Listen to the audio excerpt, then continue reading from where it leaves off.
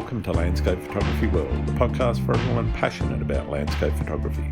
I'm Grant Swinburne and I'll be your host on this show, talking to landscape photographers about their motivations, their reasons behind their creative decision making, and what photography means to them. Wendy Bagnall, a photographic artist based in Surrey, England, has long been inspired by the hours she spent in the darkroom with her father during her teenage years. Her work draws deeply from the natural landscape, interpreting light, texture and form through an expressive, often abstract lens. Wendy's artistic approach is fluid and intuitive, emphasising emotional resonance over realism. Immersed in the rhythms and energy of the natural world, Wendy works without boundaries, capturing moments that reflect her personal connection to the environment. Through in-camera techniques such as multiple exposures and intentional camera movement, she creates authentic painterly compositions that invite viewers to pause and find calm in the abstraction of nature's forms. In this conversation, Wendy shares the evolution of her craft, from traditional landscapes to her experimental methods, and the therapeutic connection she finds through photography. She discusses the importance of printing her work, mentoring others, and nurturing creative confidence through workshops. She also reflects on her experiences exhibiting at the Royal Academy of Art's summer exhibition in London and the Toronto Photography Festival in Canada, milestones that highlight her unique artistic voice. Her photography is a meditation on emotion and energy, where the boundaries between subject and feeling dissolve into visual poetry. I hope you enjoy the show. G'day, Wendy. Welcome to Landscape Photography World. Thank you for agreeing to be on the show. Thank you. Thanks for inviting me. I really appreciate it. Same here. I'm really pleased to actually get to meet you and talk to you. I've seen your work for some time and really like the style that you've got. I'm interested in how people's style evolves, and can you talk to me a little bit about how that has happened for you? Yeah, sure. Like most photographers, I started out with more classic landscape photographs, shall we say, single exposures, sunrises, sunsets, foggy conditions, that sort of thing. And I had a journey into it where I felt like I wanted to be good enough to be able to enter competitions. That was where I got to with it. And there's another sort of answer to a question, really, but I have views now about competitions and I don't enter them anymore. But I got to a point where I was seeking more and I didn't really know what that more was at the time. I was still very much enjoying going out with my camera, and being in the landscape was really important to me. I used to have a health condition, so I found it very therapeutic to be outside. And then I came across the work of Valda Bailey and Sandra Bartoccia. Don't know if you know either of them. But No, well, I haven't spoken to them yet. I'd recommend them. So they opened my eyes, if you like, to a different way of working with the camera. Sure. And I mean, I was aware of techniques like multiple exposure and ICM, but not so much with landscape forms. And I started to play. I started to experiment. And I was quite fortunate that I made a decision quite early on to always photograph in fully manual mode, which is an essential part when you're doing multiple exposure. You have to be in manual mode, certainly on my camera, which is a Canon. And yeah, I started to play with multiple exposure and then combining ICM with multiple exposure, which I see increasingly now on our social channels, but was something that I hadn't really seen that much of before, and started to get quite excited by blending those two, having that softness and that sharpness together. And it just went from there. And I don't always do multiple exposure, but it certainly forms quite a big part of my work now. I'd like to explore how you started that process and how that process of experimentation evolved, because obviously you didn't start out that way and getting the bug and saying, okay, let's work it out. Was that the way that it worked for you? Was it you were working it out on your own and just experimenting, or did you do something else to try and nail the technique? No, I was experimenting. I think I probably A lot of people talk about copying other photographers or revisiting locations and copying the same compositions and scenes that other photographers have taken. And I actually support that because I think it's a really important part of your learning journey. If you've seen a photograph or a technique that speaks to you and you can somehow recreate that, in that process, you are teaching yourself how to make the camera do what you want it to do. I think I saw one of Valda's multiple exposures of blossom trees. And so I started playing with blossom and multiple exposure initially. And then after that, I just went into my own flow. And I hear painters and artists talk about being in a flow state. And I got to that sort of point with the camera. So when I'm photographing now, so I was taking a few photographs last night because we've got a quite gorgeous autumn colour coming in now here in the UK. And I'm very lucky that I live in the woods. So I just only have to pop outside the back door and I've got things to work with. And I saw my camera's in manual mode, and between each exposure, I will be changing my settings. So I'll have a filter on, and I'll have a 1 second time value, and then I'll take the filter off, and I'll go to a faster shutter speed so that I can get some sharpness in there. But I'm not overly. My fingers are doing this. My eye is always at the viewfinder. My fingers are twiddling the buttons, and I'm just keeping an eye on my light meter at the bottom of the viewfinder. And I'm just moving the camera about, being mindful of the composition I'm trying to create and where I'm placing things in the frame with each exposure. Sure. But it is like I say, it's like you just go into this mode where there's a rhythm, and I'm just making each frame in a very rhythmic way. So I think of it as like being in this kind of flow state. It takes quite a lot of time and effort to get to a point of being able to do that, because you have to be able to change all the settings on the fly without thinking about it too much. I mentor a couple of ladies at the moment, and I was mentoring one lady the other week, and she has never worked in multiple exposure. And at the end of the day, I said, how are you feeling? She said, okay, my brain really aches. And it is that sort of, you need to get beyond that point where you're constantly having to think really hard about what you're doing to make sure that you're getting a balanced exposure. And so, so that's how it evolved. It was experimenting, playing, lots of images didn't work. And even now, sometimes I'll have to have 10 goes at a certain subject that I'm working with before I get the one that I want, because it's not always predictable. And the light changing, you can photograph the same scene with sun on it or in shade, and the way the final image comes out will be completely different, which is essentially no different to other types of photography as well. But has quite a big impact on the settings and things like the blending mode. So you have different blending modes with multiple exposure as well. And so a dark blending mode will work differently when there is sun on there compared to when there isn't sunlight on there. So so it's you can still have to create quite a few goes before you get what you want. So reviewing on the back of the camera between each shot. But it's something that I've just really fallen in love with. I love it.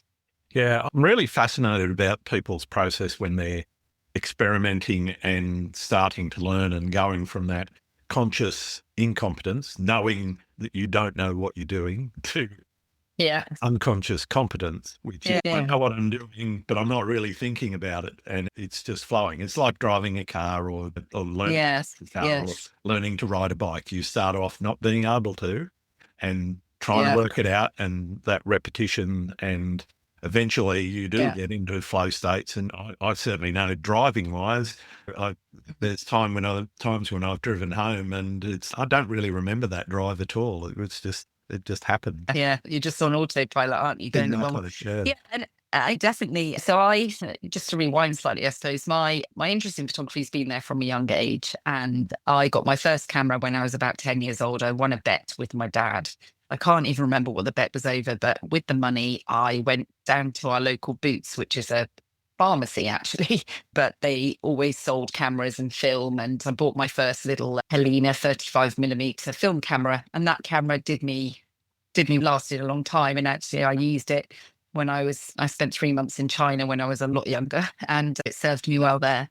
But then obviously life moves on, and you get a career, and you have children, and you get married, and you get a mortgage, and all these things get in the way of you really investing time in the things that you love, and they just fall by the wayside a bit. But COVID for me was my turning point with photography. So I carried on taking photographs throughout my life. And when obviously we got phone cameras, I could make photographs whilst out and about, but they weren't always just photographs of family. I was always photographing the landscape. In fact, quite often I'd ask my family to move out of the way so I could make a photograph. And so that sort of passion and always seeing things, always seeing compositions everywhere I went. So even if we were on holiday, I'd see a sort of shop window that was framed nicely, or a reflection in an elevator or something. I think my brain has always worked in that way. Sure. And then COVID came, and I had an autoimmune condition. So I used to have treatment to suppress my immune system. And therefore, I was one of these folk that was told, you can't go out, you need to stay away from people and all of that sort of stuff. Sure. And the nature of my job at the time was such that I couldn't work from home. My daughter was chained to Zoom, teaching lessons at school. My husband was chained to Zoom with his work. And it was just me and my camera and my bike. So I used to get on my bike, go out with my camera in my backpack, and I started photographing again. And that was when I made that decision. I wanted to be good enough to be able to feel like I could enter competitions. So I started consuming hours and hours of YouTube videos from some of the big YouTubers, particularly UK ones, I guess, Nigel Danson and Thomas Heaton. There was a few others as well that I've watched. And then I made this decision, as I say, to only photograph in manual mode, because I decided that the way to be able to, it is amazing. When I was mentoring one of my ladies the other day, and I said to her, you've got to switch to manual mode.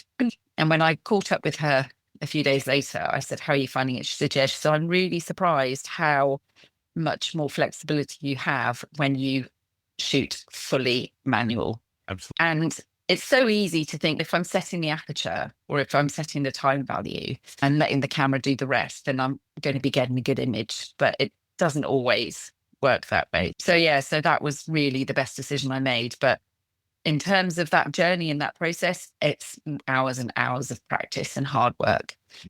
But the passion and the motivation where I wanted to get to is what enabled me to put in those hours and hours, because I was so excited every time I went out, and every time something went right, I was like super excited. So yeah, that's, I guess, how it's got me to where I am now. Interesting. Has photography always been an artistic expression for you, or did it start as something more documentary? And if it was more documentary in the beginning, where did the art start? Good question. I would say yes, more documentary in the beginning, but I suppose always with an artistic element to the compositions. So even when it was single exposure, I would always be making a photograph, and I think subconsciously I was always thinking, I'm making this photograph in this way because I would hang this on my wall. Yeah. I would put this in a frame. And so in that context, I suppose I've always had more of an artistic bent towards my photography. But then I also, at the same time, when I first started working towards entering competitions and landscapes back in sort of 2020, I was a bit of a purist when it came to editing. And I was a bit like, oh, no, I'm not going to clone things out, and I'm not going to pump up the saturation or pull down the shadows and all that sort of stuff. It just like tiny little tweaks, because obviously you're working with raw files. So you've got to put back in some of that contrast, if you like. Yeah, exactly. It's flat, exactly. But then I think it's really interesting with all forms of art. You start somewhere, and it's a journey. And along that journey, you have to listen to what speaks to your soul. Yeah. And I've had people say to me, oh, I really want to make photographs like you, and I really want to do multiple exposure. And then they have a go. And either they don't love it enough that they want to invest the time that it takes to get to being competent at it, with the camera technically, Yep. or they go, actually, no, this doesn't, I enjoy looking at it, but it doesn't resonate with me. It's not a Yeah. process that I'm feeling creative about. I think not being blinkered about your creative journey and where it will go. For me, for example, I have never restricted myself to one sort of element, such as woodland or seascapes or florals or macro or whatever, because I work with what captures my eye, what inspires me. And that's not a criticism of anybody who does do that, because I know there are people who are only inspired by seascapes or are only inspired by woodland. But for me, I could see something at the coast or in the woods or some tiny details in the grass and seed heads, whatever. And it's what catches my eye and inspires me that I then go on to make a photograph out of. So whatever speaks to you, listen to your inner creative voice, as it were, as you go through your photographic journey, and let it pull you. And so over time, I moved away from that very purist idea of, no, I'm not going to over edit my photographs. And I still work really hard to get the majority of what I want in the camera. So it's not uncommon for me to underexpose my images. Yesterday, I was making sure that the autumn color I was photographing was set against a very dark background. And then by underexposing, that was even darker, but I've still got that color there. And then I can work with that color and bring that out further and pull my darks down a bit further in my post processing. So I still work hard to get what I want as my foundation in the camera, but then I'm no longer worried about how I go about my processing, short of completely destroying the image so it would look awful if it was printed. But I'll work with the clarity or the dehaze, or I'll change my white balance or whatever to get what I'm looking for. Yeah. You made a good point, I think, around people gravitating to things that they enjoy doing. And I do encourage, like you, anyone that's starting out earlier or are in the earlier stages of their photographic journey, that they do try as many genres and different subject matters as possible.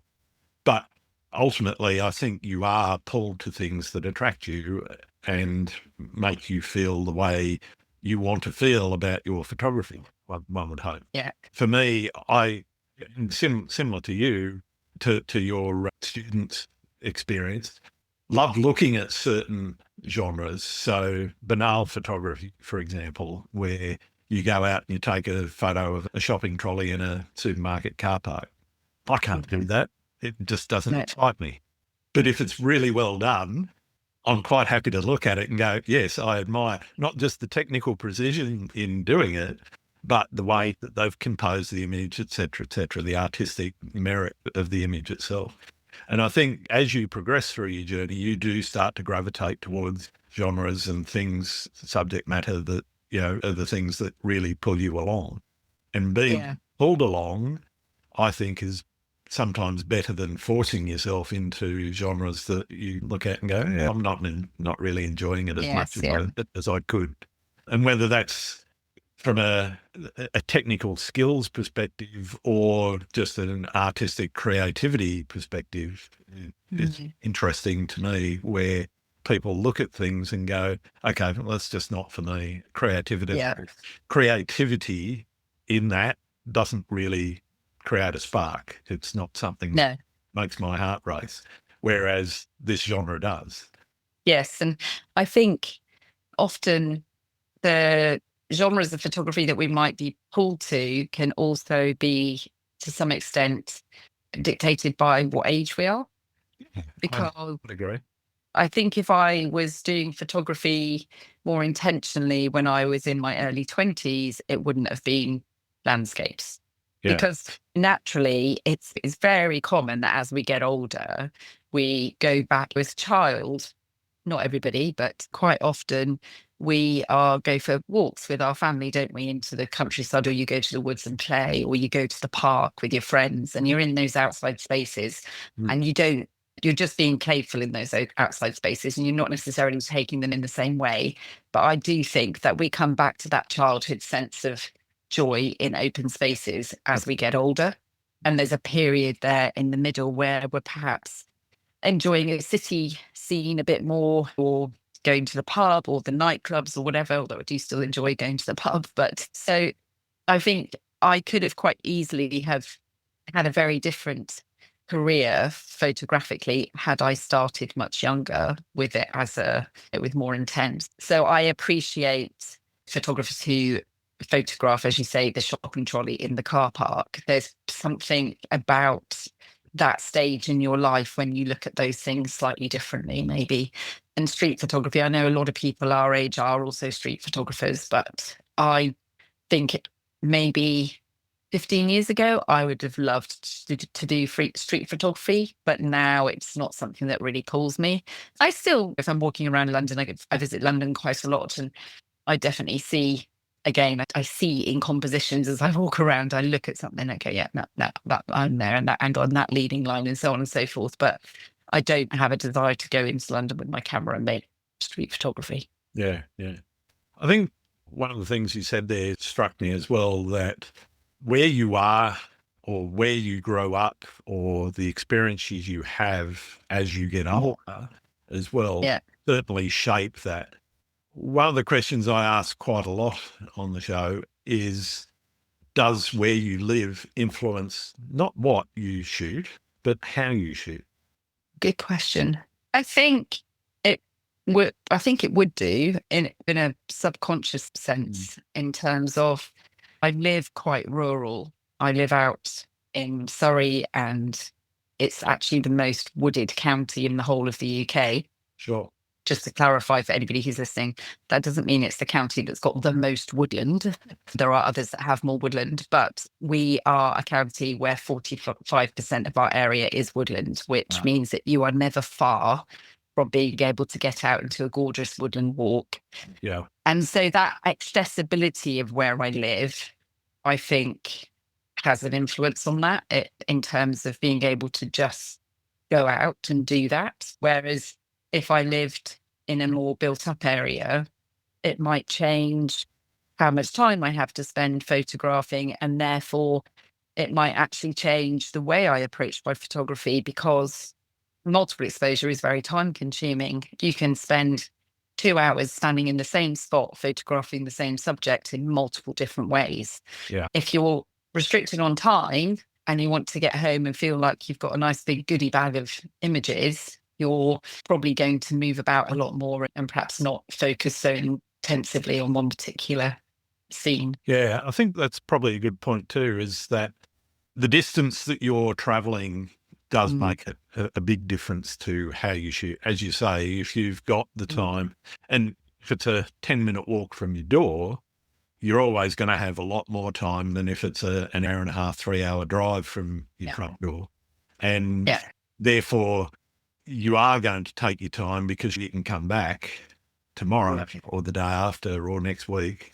Whereas if you're driving 3 hours somewhere, you're probably not going to come back this month. It might be another couple of months, maybe even a year before you get back to that same area and be able to spend some time actually putting together a collection of images.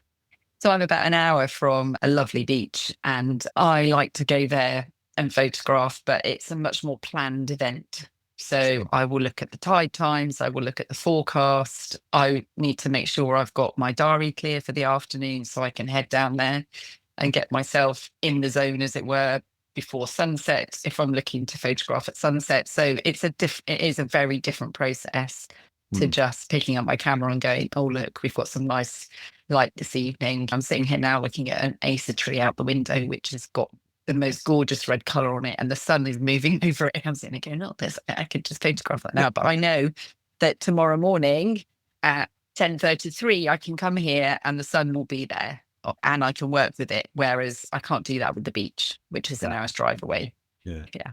You bring up the point of planning.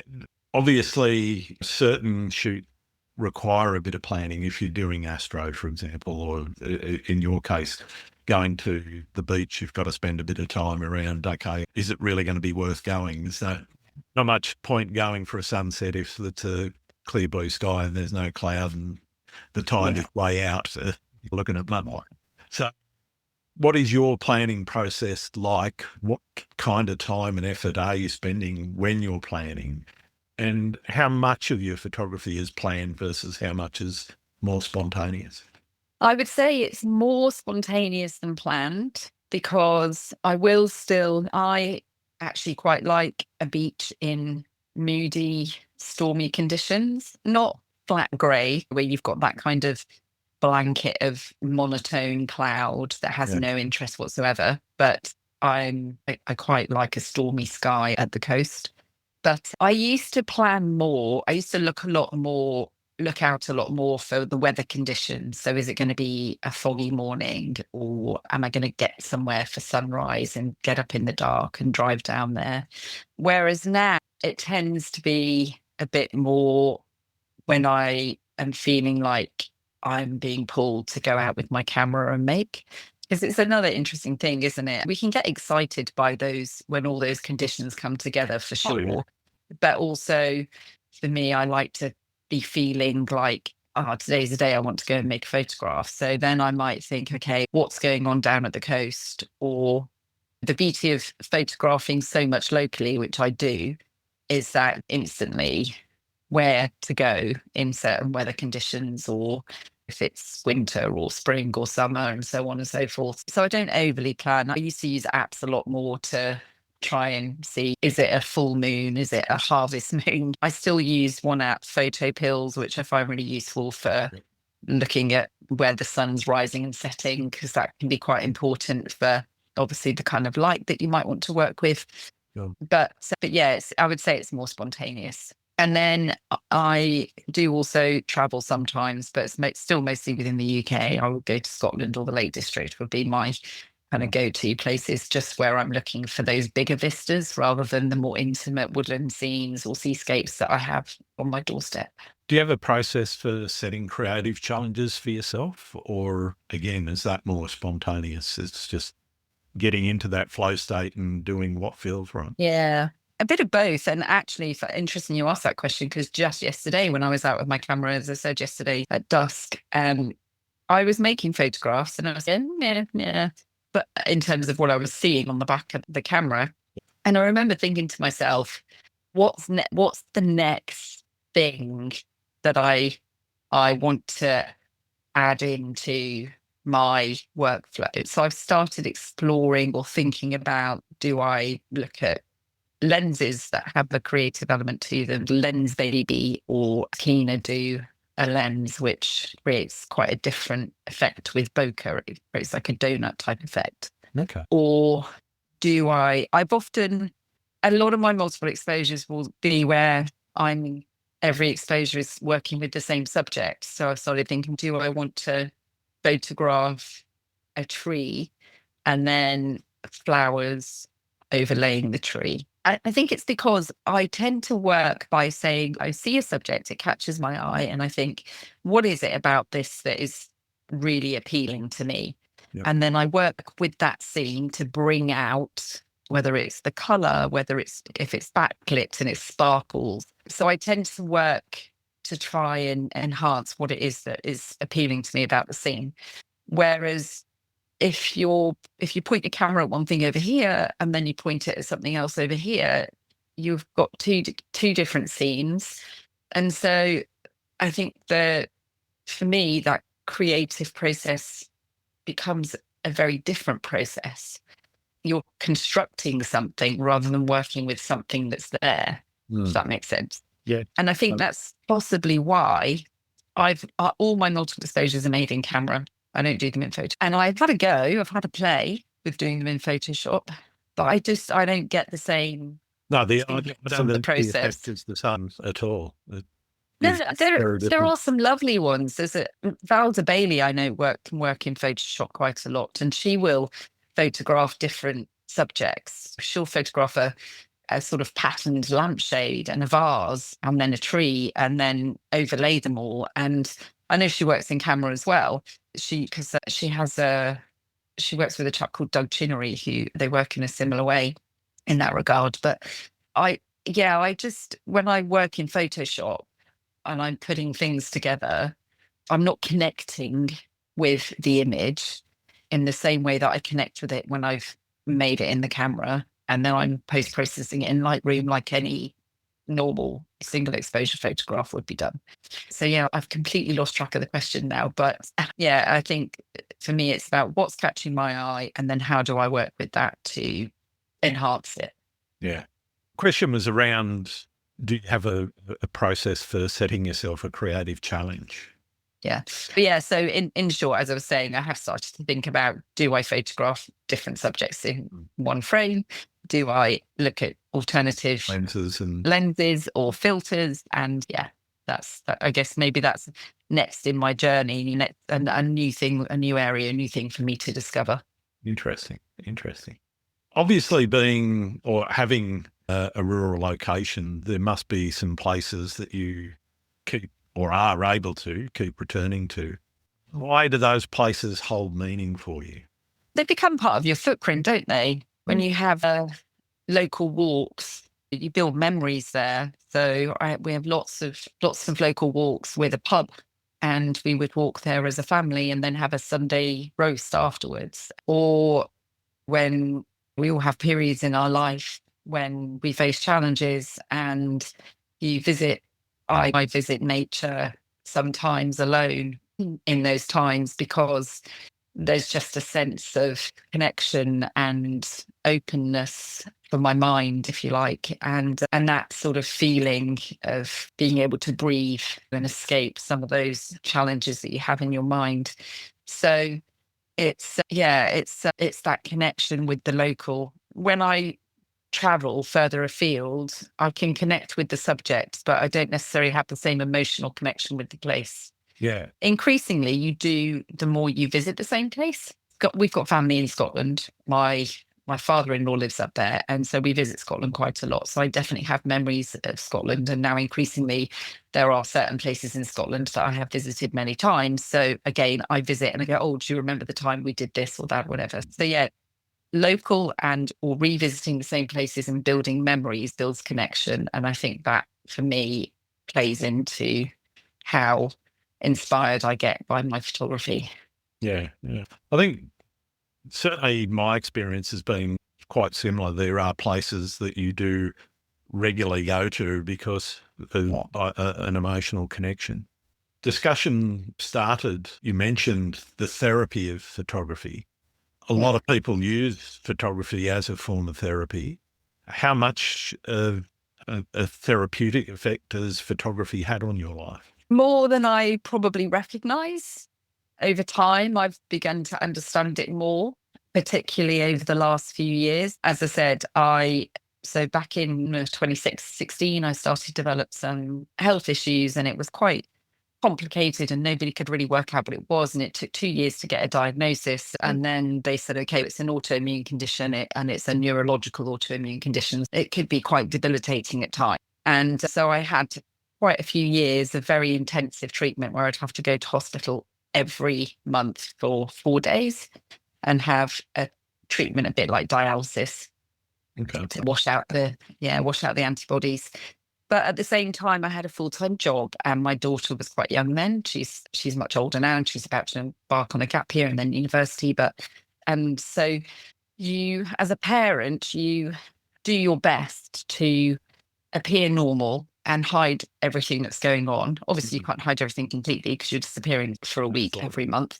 And then so you just internalize, I think, a lot of it, and you carry a lot of that. And we would try different treatments in the hope that was knock it on its head, but then it didn't work. And so then we're back to the plasma exchange. And so it would just go on and on. And I just never knew that there would ever be an end to this cycle of having to go to hospital. And I think as well, I started to build I used to get moody, like in the 48 hours before I'd have to go for treatment, because if you become ill and you go into hospital, I mean, you could be in hospital for a very long time and it's difficult and it's hard, but you come out and then it's done and you put it behind you. But when you keep going back all the time and you get to a point, and you know what to expect, you know what the environment's going to be like, or you're thinking, who's going to be in the bed next to me? What are they going to be like? Blah, blah, blah, so on and so forth.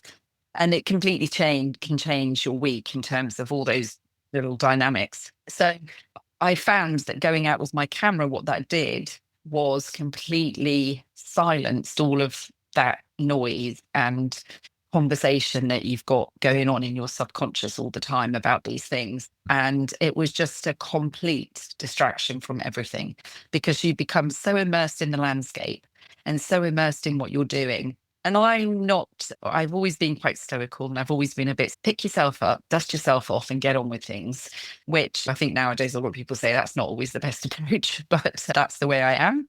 And I don't do talking therapies, or I don't naturally have a sort of, I think I'm just generally quite buoyant. I'm always a bit glassy. I'd always be like, it could be worse. It could have been this, or it could have been that, or so on and so forth. So I'm always trying to see the positive in things, but that can weigh you down when you're not necessarily sitting with those feelings. So yeah, so the photography that became my therapy, really, going out and allowing myself time to become so immersed in something that all that stuff was forgotten for a few hours. And that was the sort of therapeutic element for me. And actually was what inspired my first collection I have on my website, which is called Seeing Silence, which is all single exposures. Yep. And that was when I was in that intense learning phase. But when I look back at that collection now, I look at it and I can see that in that period, that's what I was looking for. I was looking for those quiet moments in the landscape, snow, fog, lots of negative space. It was that sort of breathing, that sense of breathing space. Yeah, looking for that sense.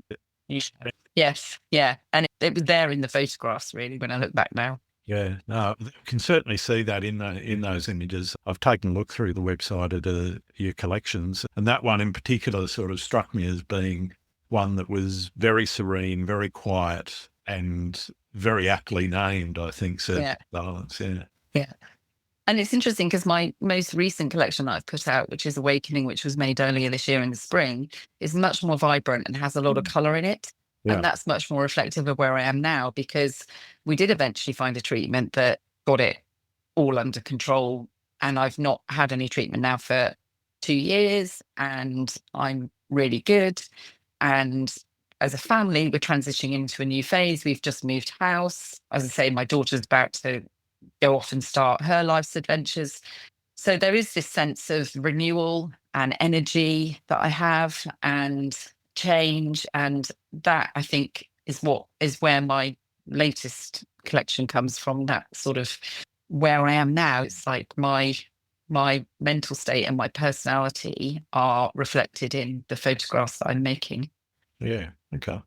I'd like to move on to one of the things you mentioned early on about that desire to become good enough to enter competitions, and where that desire came from and where it's gone now, because you obviously have stopped entering competitions. So talk me through where it started, and then we can talk a little bit about the aftermath and where you're at now.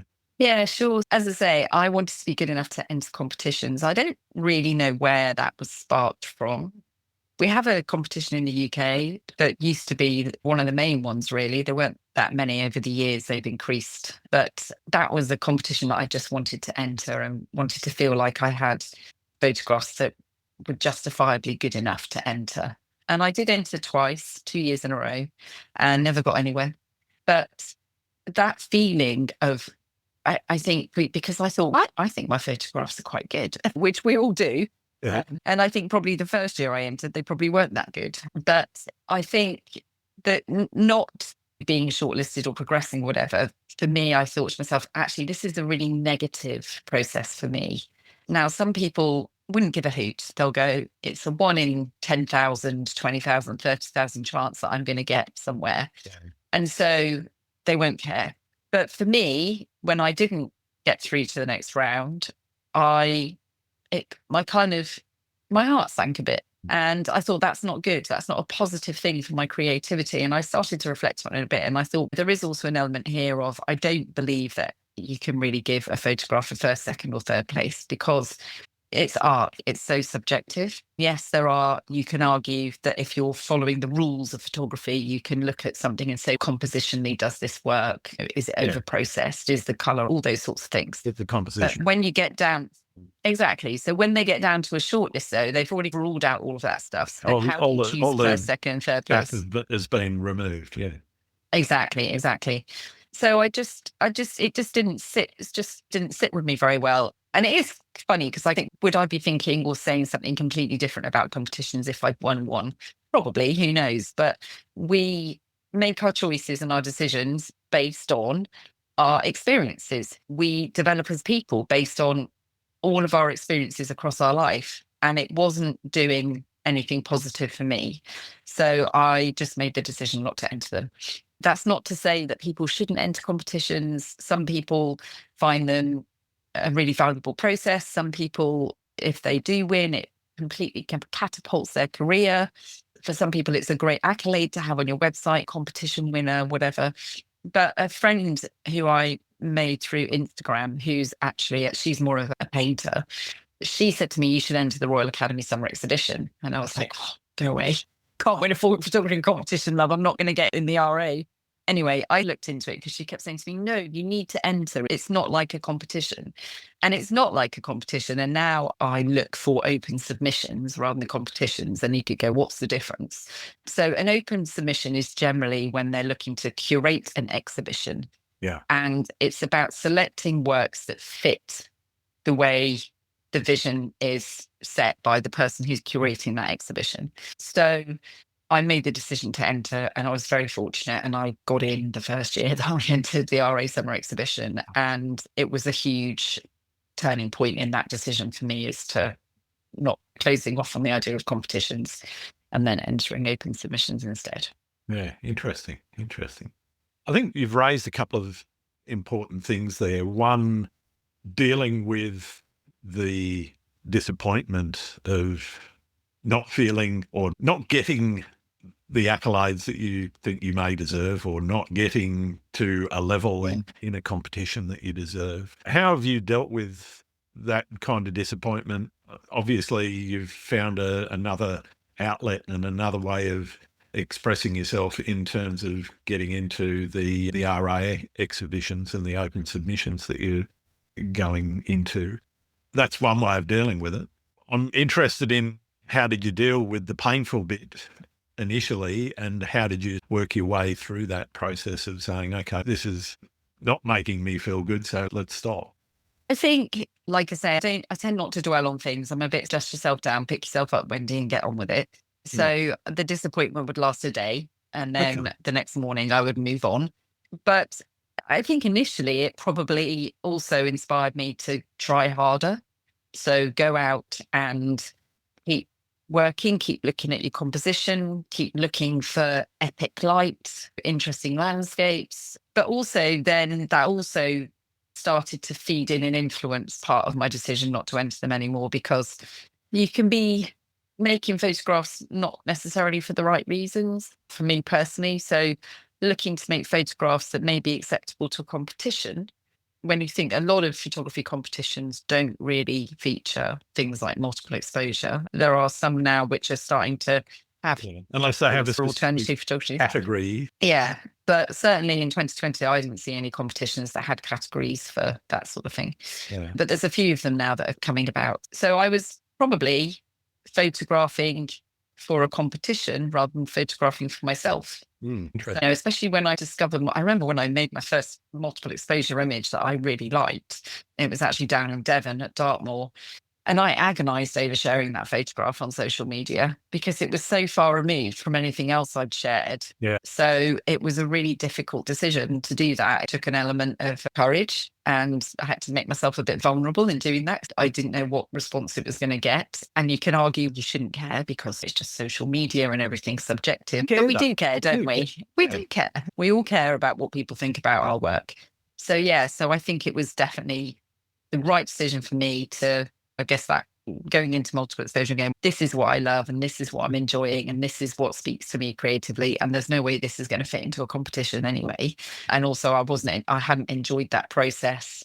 And yeah, I think it was just a blending of different things that meant I was very happy with that decision and comfortable to just move into a different direction and kind of deal with that disappointment. Looking at the positives, what does success look like for you with your photography?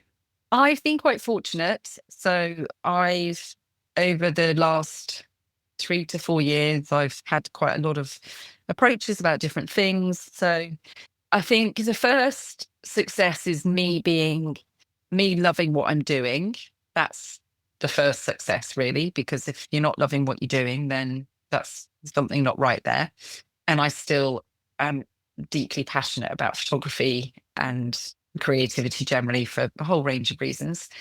But I've also been fortunate that, for example, I've been approached and by different people or organizations. So my work is used with a small record label in Germany for Okay. digital album covers.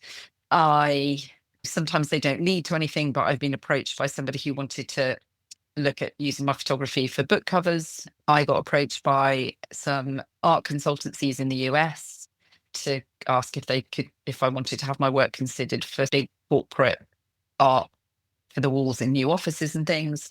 I exhibited with a small gallery in Canada called the Kidner Gallery, and that was as part of the Toronto Photography Festival. So a couple of prints were shipped and framed and shipped over there. And so that was a really positive experience. So yeah, so all of these little things and a lot of it's just people discovering me organically. I haven't put myself out there. I haven't approached anyone for these things. So it's all been very organic growth. And then I made a decision about 18 months ago that I was going to move towards giving up my London-based job, which I'd fallen out of love with after 10 years, and into photography more as a career. Yeah. And so that's what I've done. And now I run workshops and mentoring programs and continue to pursue ways for my own photography to be put out there. Fantastic. In terms of that decision to, obviously, sounds like you were getting ready to leave the corporate world or whatever world it was before, Yeah. the 9 to 5 job world, and go into photography. How hard was that for you to make that decision, though? Was it something you agonized over, or was it something that you just said, oh, I'm sick of this, I'm out, and this is what I'm going to do now? I think it was a couple of things that allowed me to make this choice, partly where our family's at. As I say, Sure. my daughter's much more independent now and she's going off on her own ventures. So we've moved house, we've moved a bit more rurally, and this is now a completely independent studio space. So when I'm running my mentoring programs, my mentees come here and I've got a proper photo printer and we can work on things other than just photography. Nice. So things like that have allowed me to create spaces to deliver more than just a one-day workshop, which for me was a big part. Actually, the mentoring side of it I love, because I think there's something really nice about working with somebody over a longer period of time and taking them on a journey to allow them to get to something that they visualize where they want to be. So that sort of move was part of the influence in the decision. Then we get older and we realize how precious time is. And I think particularly if you've had a health condition, you feel like that as well. And because my health is now so much better, that was another thing that allowed me to say, okay, I can do this now. I no longer have those constraints. So there was that element. It was still a big decision. Financially, it's a leap of faith, going from being an employee, having a regular paycheck at the end of the month, and your pension contributions and life assurance and all of that's there in that role, which I don't have in as a self-employed photographer. But happiness and doing what I love outweighs all of those things. It's not something I would have done 2 years ago, 4 years ago, 10 years ago, because as a family and as an individual, the timing wasn't right for me. So much of that decision really has been dictated by the planets aligning, coming together. Yeah. I think not enough people recognize that non-financial benefit, as you said, the happiness, the flexibility, the ability to work when and how you want, as opposed to having all of those other financial things. Yes, you forego a fair bit of financial in my case. I know that. I could have been earning a hell of a lot more than that. But Exactly. But it is what it is. But again, that happiness and the benefit that you get out of being around home, being able to work the hours that you want to or need to, and being able to work flexibly, I think, and being your own boss, in fact, makes a massive difference, because the only person you can actually argue with is yourself. Okay, why didn't you do that? I should have done it, but I didn't. So get on and do it. Yeah. I think you do. You get, when I was younger, I was very career driven, and I worked in, Sure. I've had a few different careers, but all linked in certain ways. And I spent a lot of time flying business class and working in the Middle East and working with big projects out there and leading teams of people and all that sort of thing. And I loved it. I fed off it and really enjoyed being career driven and working my way up and that sort of thing. But then the job I had over the last 10 years, I absolutely loved. It was less about being career driven and more we had family. And then it wasn't actually long after I started that job that I developed my health condition. I have to say my employer was amazing. So I'm forever grateful to them for that. So that was great. But you get to a point where actually it, I'm of an age where it's not about working my way up the career ladder anymore. Sure. I could have made the decision, with my health being much better, I could have made the decision to stay where I was and perhaps look at different roles. But I was starting to fall out of love with the commute. And like I said, I just wasn't career driven in that way anymore. And I wanted a job that was less desk based, more physical, out and about with the camera, out in nature. I love the cold. I don't like the heat. So I'm quite happy to be out in all weathers. Doesn't bother me. And it's you just change, don't you? You get older and you change, and different things become important. And it's not always about the paycheck, is it? And that's the thing. Your priorities change, and you get to a point where it's okay. It is ultimately now or never, because if I hadn't made the decision I made a few years ago, then I wouldn't be doing what I'm doing now and having the lifestyle that I have. And exactly. Whilst the corporate side of things was quite seductive in terms of, as you say, business class travel and occasionally first class travel, which was quite nice. Yeah. But there's only so much that you can actually do before that's in itself starts to pale, because it's like, it's just another 12-hour journey on a plane, regardless of where you sit. Actually, I didn't enjoy the flying that much. No. I'm not a good flyer. I hate turbulence. So even though it was business class, I still didn't enjoy that bit of it. But I enjoyed working in other countries and working with clients and different cultures and things. Absolutely. But yeah, I think I'm just at a different place in my life now, and I'm just seek something different. Yeah. Fantastic. What's the most memorable photographic experience you've had? I think it's got to be the RA. Getting into the RA with the photograph I made. It's a photograph I love. It's from my Seeing Silence collection. It's one of my earlier photographs, and just that whole experience of seeing your work hang on a wall. And you could go, if you are successful in being selected for the summer exhibition at the RA, then it runs over a couple of months throughout the summer. Because I was working in London, I could pop in there for free. If you're an exhibitor, you can go in as many times as you like. I could pop in there after work, and I could just stand in the room, and I could just watch people walk in and look at the photograph and talk about the photograph. And then there was an edition of 25 and it was up for sale. So I could go in, and then I could see another little red dot had appeared. And then a couple of days later, I'd get the email saying another person's bought a print, so on and so forth. And it was just that sort of, I think it was that realization, linking back to the conversation about competitions, it was that realization that my work is appreciated by some people, not everybody. It's not going to be everyone's cup of tea. And that's the whole point with all art forms. It is subjective. Absolutely. But there are people out there that enjoy what I make enough to want to put their hands in their pockets and buy my work. And in fact, I had some amazing emails from people who said, one woman had said that her husband had really recently passed away. And the second she saw that photograph, it somehow connected with her and made her think of her time with her husband. And I was like really tearful when I received this email. And to think that your work can have that kind of impact on people is quite something. And so, yeah, I think that has to be the defining moment for me, really. Awesome. You mentioned printing. Are you doing your own prints now, and you're producing your own prints?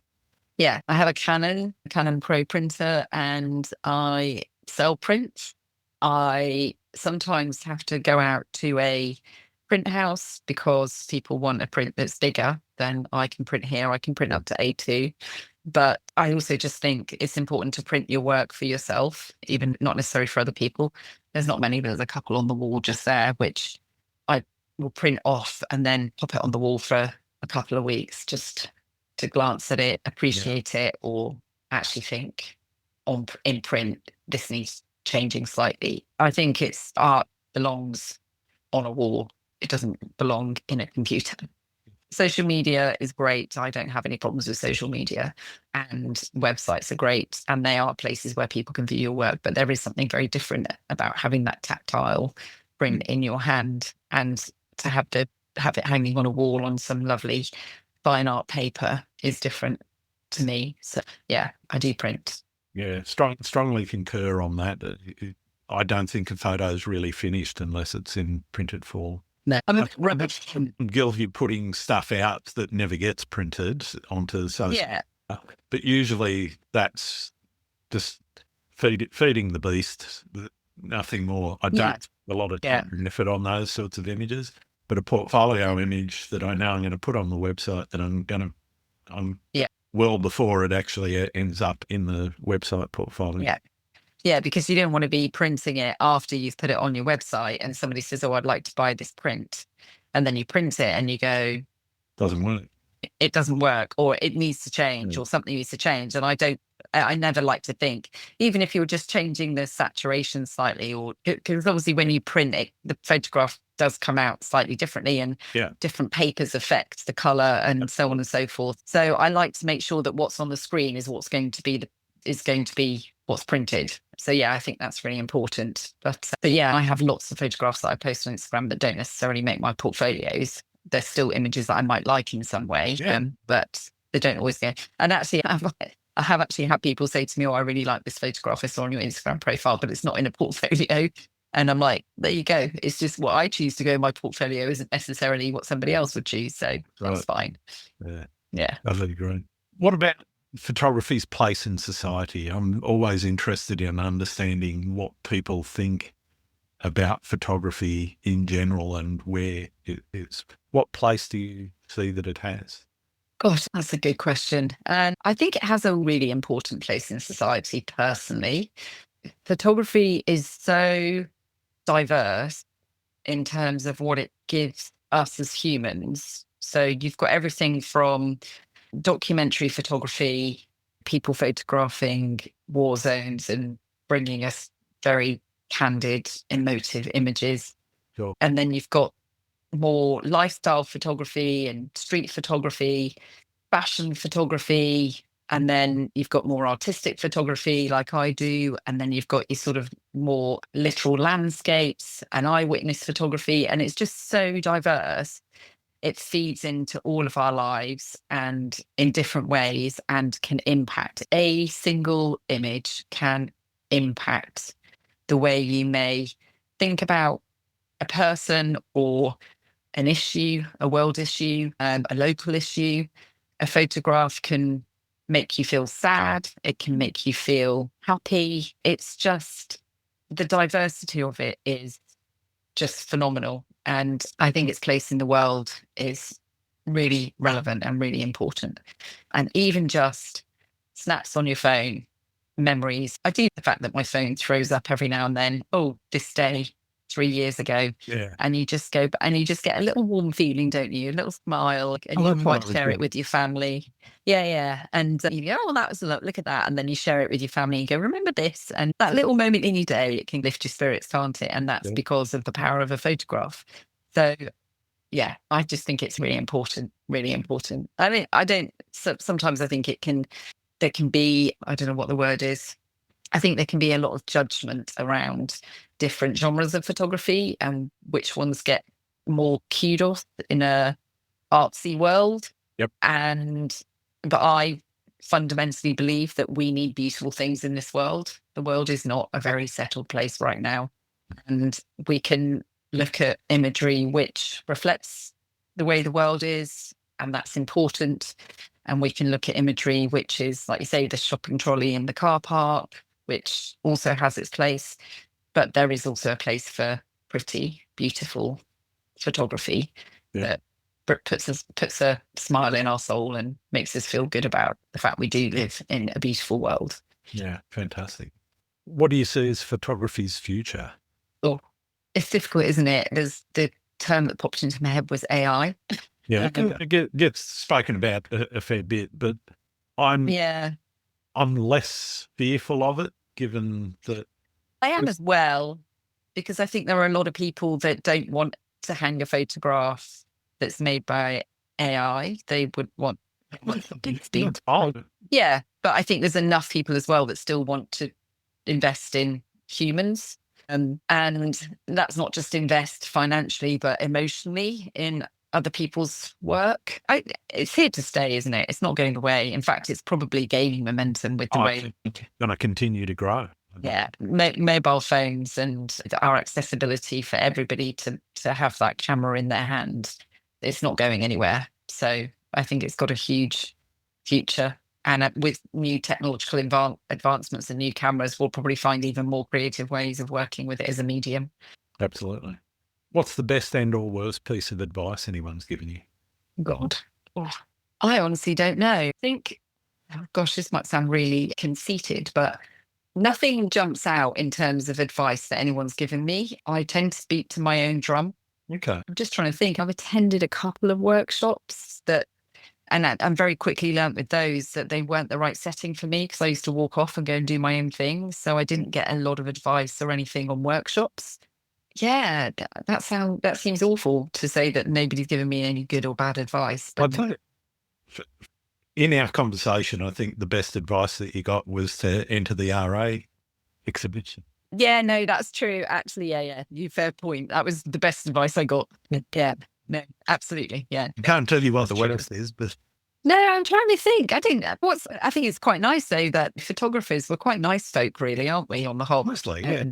And I mean, we're just generally supportive. Yeah, you do get the odd idiot that comes at you, and I did have. I suppose if I could say, I've had a few interesting comments on Instagram.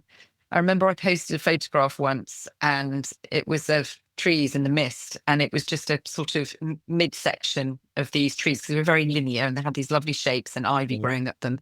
And some chap posted on there and said, "Don't ever cut off the bottom of the tree."